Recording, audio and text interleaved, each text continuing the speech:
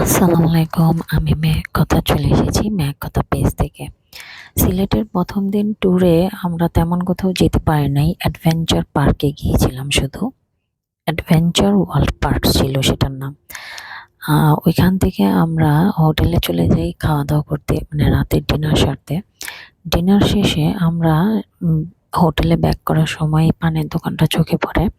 তখন আমরা সবাই মিলে কিছু পান খেয়ে নিলাম। মিষ্টি যোদ্ধা পান দিয়ে মুখ মিষ্টি করে নিলাম। আ পানগুলো বানাচ্ছিল আর আমি দেখছিলাম, ভিডিও করছিলাম। দেখতে খুব সুন্দর লাগছিল। কালারফুল আ পান। সবগুলো মানে অতিরিক্ত মিষ্টি হয়ে গিয়েছিল মেবি। এত মিষ্টি দিয়েছিল যার জন্য পুরো মুখ মিষ্টি হয়ে গেছে। কিন্তু পানটা খেতে ভালো লেগেছে, দারুণ মজা লেগেছে।